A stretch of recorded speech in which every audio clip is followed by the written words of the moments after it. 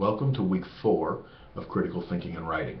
We've reached a bit of a milestone here because this is the halfway point of the course. It's a 7-week course, and by week 4, typically there's a midterm or some kind of a project associated with the middle point of the course. In our case, your rough draft of your term paper is due. It really makes this the largest week in terms of the workload and the kind of pressures that are on the student. I always say in this class that once you've reached this point, it's kind of downhill from here. Now, there's still a lot of work to be put in, but at this point you have the shell of your paper. It's put together. You've got your introduction, you've developed your argument in the body of your paper, and then you've got your conclusion along with the bibliography that you've already worked on. Now that bibliography serves as a works cited. It has everything that's contained that you've referenced. All your sources are now in the bibliography. It is not an annotated bibliography. You don't have the comments on the papers on each of the works and on each of the articles in the books. You remove those comments. Here in the bibliography, it should appear like a finished draft. Of course, we understand that it is a work in progress. It'll have some spelling errors, it'll have grammatical errors, formatting errors, and I'm sure there are ways that it could still be improved. And you'll have chances to do that in the coming weeks. In fact, the next week you will be exchanging your papers with another student, and that student will look over your paper, and in the same way that you have done in weeks past with the proofreading assignment, you will be marking up another student's paper, identifying any comments that you can make, any errors, any suggestions you have for a flow, progression of argument, grammatical errors, spelling errors, all those little details. You'll be finding those in another student's paper, and that's going to serve as your assignment for the next week.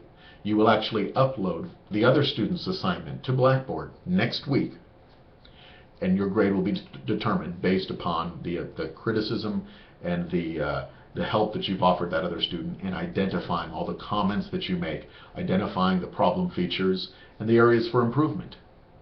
So again, this week you are uploading your paper, your rough draft, and it's understood to be a rough draft. Next week you are uploading another student's paper. That means that you're going to have to find another student using Blackboard, email a student. For those of you who are on campus, you can talk to one in class, but you find another student who you can exchange your paper with, and that will allow you to review their paper for next week's assignment. For the content for this week, we're going to be going over logical fallacies. We're looking at formal, informal fallacies and argumentation. It's really, there's two purposes in this. One of them is so that you can be more keen in observing and spotting fallacies and argumentation as they exist out there, and also so that you're less likely to make them yourself. You might even discover that as you're going through the process of the reading of the two textbooks, there will also be a little bit of reading in the Turabian book this week. But as you read the Trivium and as you read Come Let Us Reason, and you go through the PowerPoint and everything that we're focusing on in the logical fallacies, you will likely find that there may be some areas in your own argument that you maybe stepped into a logical fallacy, and you'll have a chance to improve that, to correct that, and to refine your own paper, and that's what you'll be doing in the coming weeks. Okay, so this is a good point in the course to just review and be aware of these things. There will be a quiz, but otherwise this week will probably feel a little bit lighter than last week. Again, your main assignment will be simply reviewing another student's paper for next week. Okay, God bless you as you continue your studies, and I look forward to reading your papers.